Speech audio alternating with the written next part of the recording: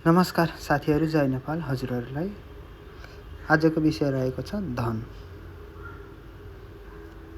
धन चाहिँ जे हजुरसँग छ नि, अनि धनसँगै बललाई पनि मैले जोड्नलाई, बल अनि धन त्यही हो जति तपाईँसँग छ, बाँकी चाहिँ होइन। अनि एउटा प्रसङ्ग रहेको छ। एउटा स्त्रीलाई तपाईँले मन पराउनु भयो अरे। परिवारमा 4-5 जना बस्दथे अरे। अनि त्यो स्त्रीले तपाईँलाई धेरै माया गर्न थाल्यो, तिमीले पनि उसलाई धेरै माया गर्न थाल्यो होइन। अनि परिवारको कुरा सुनेनौ, त्यो स्त्रीको पछि मात्रै भाग्ने गर्न थाल्यो र एक दिन कुनै मनमुटावको कारणले गर्दाखेरि तिमीलाई त्यो स्त्रीले छोडेर गइन्। र छोडेर जाँदाखेरि अब पहिला त तिमीले त्यो स्त्रीलाई धेरै माया गर्यौ, घर परिवारको कुरा सुनेनौ होइन।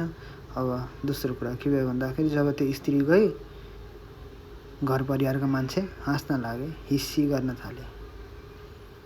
घर परिवारको मान्छे हाँस्न थाले, हिस्सी गर्न लागे। अब तिमीले पछि लिएको ऋण पनि छ होइन। अब तिमीले त्यो ऋण पनि तिर्न सकेको छैनौ। दिनदिनै साउ आउँछ, कराउँछ।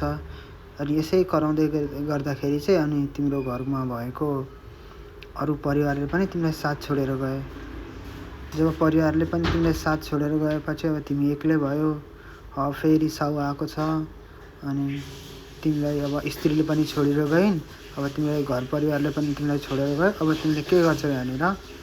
अब तिमी आफै सोच, अब तिमीले के गर्छौ? तिमी चुपचाप त्यो सहर छोडेर अब टाढा जाऊ। टाढा गएर तिमीले धन आर्जित गर। अनि धन आर्जित गरेपछि फेरि तिमी त्यही ठाउँमा हो।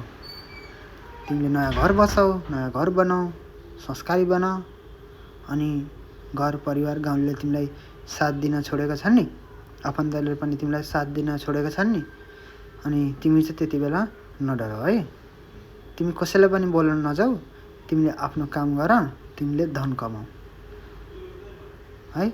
धन कमाएपछि गएका मान्छे पनि तिमीलाई देखेर फेरि फर्केर त्यही ठाउँमा आउँछन् है। यो मैले अब आफै भनेको होइन। कसैको जीवनमा पऱ्यो भने माफ गरिदिनुहोस् है साथीहरू।